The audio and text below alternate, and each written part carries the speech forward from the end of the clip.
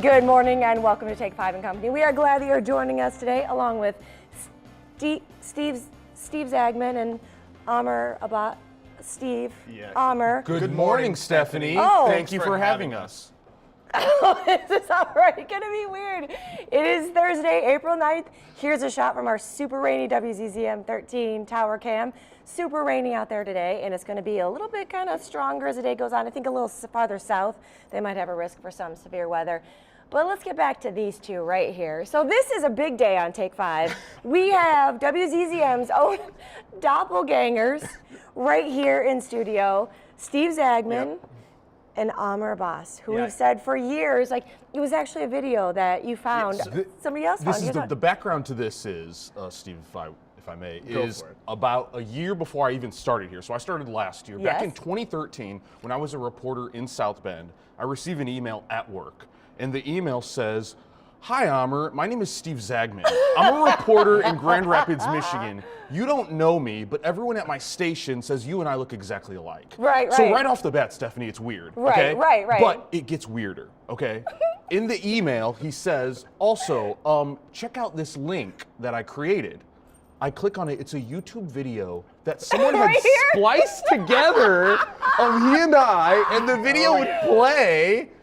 And I wrote Steve back, and I said, Steve, I guess I can sort of see the similarities a little bit. Also, I didn't receive my restraining order yet. Yeah, but you're white.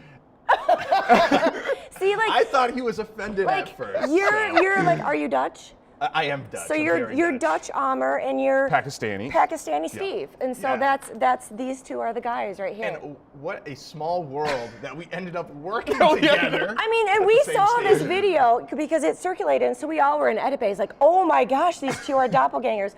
Long before even the idea that Amir would actually come here and you guys would actually be at the same station. And to be fair, while the similarities may not be 100%, our mannerisms That's were the same what it in the is. video. That's what it is. How we right here. What Animated. they're doing. Sometimes we'll even finish each other's sandwiches. See? Right.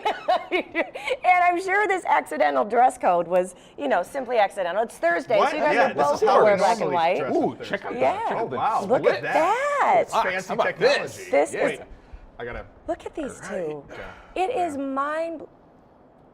Yeah. Let's just pause for think? effect. What do you think? This is nuts. Is this too weird? It's super weird, but I love it. We actually shared photos of our parents just to see if maybe. At some point, you guys are going to be escorting each other to your family reunions just to be like, no, this is like the Dutch version of me. This is the Pakistani version of me. Yes. Yeah. Next time I do a cooking segment, he's going to do it for me. You guys won't know the difference. Oh my gosh, that's perfect. No one will know. That's one of the plans. I think it's amazing. I think it's amazing. Well, I'm just going to be sitting here doing a lot of this throughout the day because it really is just crazy. But before we get started today, I kind of need your advice because you guys are both very common sense. We've had conversations. You guys give good advice. Now, it's about a child, but you don't have to have kids to do this, okay? You just have to have been a child at one time. So here's the setup. I believe it. Sometimes you might still be sometimes. So here's the deal. My girls, I have two daughters. They are in Florida right now on spring break with their dad. I am here and I'm in charge of watching all the animals. Okay, so here's the two that I'm watching right now, the two dogs. Jessie is the yellow lab, she's like 185, and then Rue is a chocolate lab. She's 2 going on, like 6 months old. So they are a lot of work. Hands full with these two dogs in the house all the time. All right, so now this is something that I don't know if you guys know about my daughter, but she's a mermaid. So she has a very close connection to the ocean. She has her own tail. Ooh. She brings it. It's really cool. Ariel? Is your name Ariel? Well, she wishes it was. Oh. She loves the ocean. She loves fish. I didn't even know that was a thing. Oh, it's huge. Remind me to show you her Instagram page. Okay. It's quite amazing. She has, so she, loves the ocean.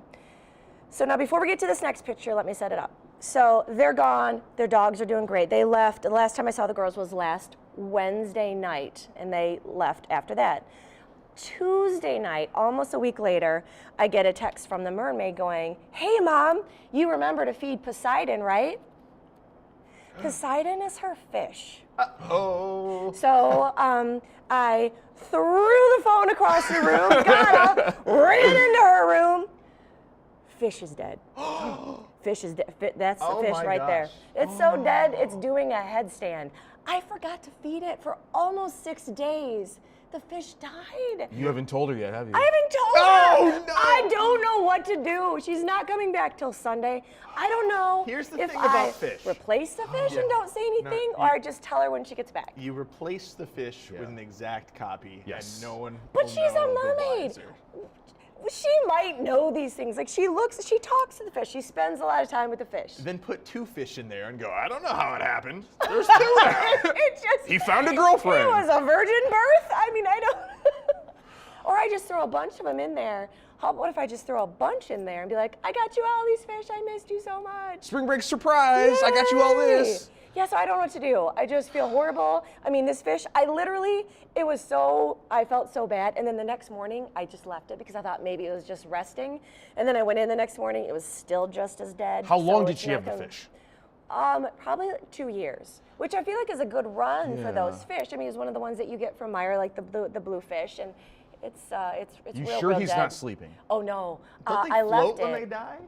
That's really what's most disturbing is I don't exactly know what's happened to this fish, but it's like a headstand on the bottom of its little aquarium. Well, if it means anything, before I did this show, I actually sent the live link to your daughter, so she's probably watching this live now. So anybody that is on her Facebook page, please do not tell her until I figure this out in my head. I don't know what to do. This is going to take a hit for Mother of the Year award. It This year. really I know is. you've It's won it really- every year before, right. but Yeah. It was something Mother of the Year, but I'm not entirely sure it was good, and it's not going to be any better now. So if you guys have any parenting suggestions, I would also take those too. I'm kind of split 50-50. Think I should buy a new fish and just pretend, buy the that- fish. Yeah. See if and she just go with notices. it. Because if she doesn't notice, was it really all that close to her? She Really? finds out though I'm a horrible mother. Surprise! New Huh. fish. I just maybe just don't mention it. Like, wow, your fish is so spry and young these days. So much energy. Yeah, it's so weird. It's so young all of a sudden. It's just a baby fish. All right. Well, Parenting I'm going to advice. ponder this advice while I also return all my Mother of the Year awards. All right, well, it is almost impossible to do, but an Illinois 6th grader completed a near-perfect bracket on ESPN.com predicting the winner of the NCAA men's basketball tournament. 12-year-old Sam Holt, seen here, finished in a tie for first place at ESPN.com. He beat out 11.5 million others that participated. He beat out the network's panel of college basketball analysts. He beat out President Obama. He beat out celebrities like Will Ferrell, Kevin Hart. He only missed 6 picks in the entire bracket, which is seriously impressive. So he should be eligible for the drawing for a $20,000 gift card plus a trip to November's Maui Invitational Tournament. Those are the rewards for the top But slot. he's too young, isn't he?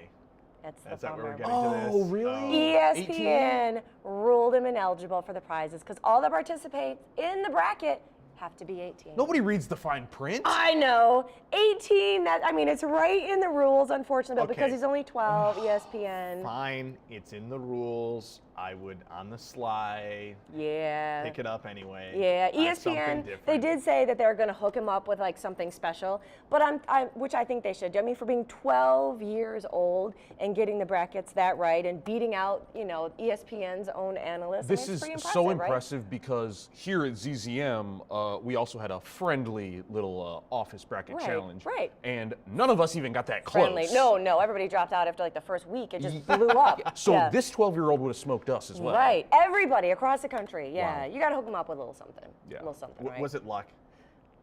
I don't know. They didn't really address it. Like, it didn't say anything whether he chose it by the mascots or the uniforms. I think this kid may have actually studied it. It's got to be a and done mix. really I mean, good. that's impressive. I mean, it starts with He only 64 missed teams. 6. That's good. 6? He only missed 6. That was very good. Very good. Wow. Well, it was announced this week that the NBA will be the first professional sports franchise to travel to Cuba since the travel and business restrictions were lifted by the president. The NBA is going to be holding a 4-day basketball camp for Cuba men's and women's national team, and then a youth camp in Havana later on this month. Makes the NBA the first U.S. sports team to visit that country since Obama ordered the restoration of diplomatic relations. Now, Cuba actually has a really good basketball history. They took a bronze in the Olympics one year, but it's kind of overshadowed by their extensive baseball and boxing history. And what I keep hearing about Cuba is that because it's been closed off for so many years, it's very it's very preserved back in the 1940s, 50s, and 60s. I mean, they drive around and like there's a lot of like 50s and 60s cars that are still there. So there's a big push for people to want to go visit Cuba now before it gets modernized. So my father and mother, before the ban was lifted, found a way to go to Cuba and visit 2 years ago. And they called me while they were there and said, hey, we're in Cuba. I'm like, What? Really? Parents? Yeah. And sure enough, my dad is a big car buff, and he's like, this is amazing. There's a 1954 Chevy Bel Air. There's a 1944 Deluxe. Did they that bring back amazing? cigars?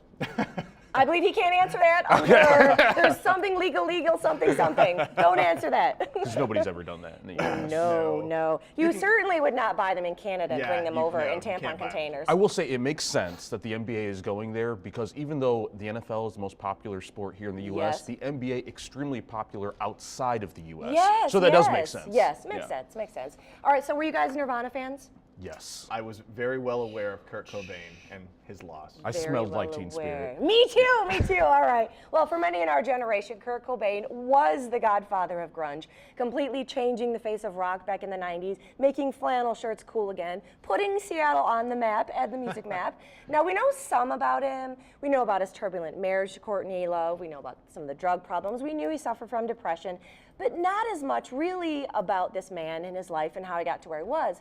But it's changing now. Kurt's lookalike daughter, Frances Bean Cobain, gave a really honest interview and very revealing to Rolling Stone magazine about her dad and his legacy. Now, among some of her revelations, she admits she doesn't really like Nirvana that much, which I think is a little funny. It's in conjunction with a new HBO documentary that she is a part of.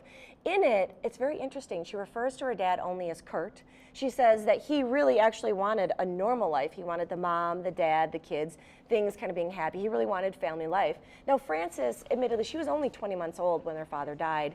So in an effort now to learn more about this dad she never knew, she took on the role of executive producer of that documentary. It's called Kurt Cobain, Montage of Heck. Now, she says for years, her dad's sort of been like, I mean, look how young she was, just a baby. And when you see her now, she looks just like him. He looks so young. It's so crazy. Like for her, he was like this mythical figure all these years, and she wanted to get to know the man, not just the singer. Now, it's also interesting too, because as expected, she's also been really angry with him over the years, and the process of making the documentary helped her understand him better. But there's this one quote in the magazine that did stand out that shows she really is hurt by all of this. She told Rolling Stone that she understands his music inspired her generation, but adds, quote, without that, he'd be just another guy who abandoned his family in the most awful way possible. Whoa. Yeah. Well, Just made my heart hurt when I read that. Like you forget that in all of this, he left behind this child that has never known her dad.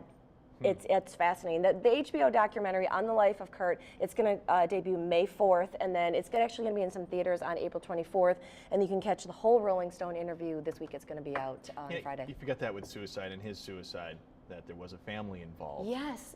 You said so much Kurt Cobain, sometimes you forget that there was a wife that had to deal with it. You had to deal, this 20-month-old daughter that never knew her dad. But I think it's interesting. It'll be interesting to see what she found from his life and what, as his daughter, she wanted to put in that documentary. Because there's been ones done on Kurt before. And I want to learn, is it true that Nirvana was started by a bet of a music execs? You ever hear this myth? No. Like it was some exec pulled a CD out and said, I want to make this band famous, and it happened to be Nirvana. Really? That's I it. never heard that. It may be a myth, but that's one of the things I've heard. They're talented guys. Yeah. And Yeah. HBO does good documentaries, They so it do. should be good. Yeah, they do. Yeah.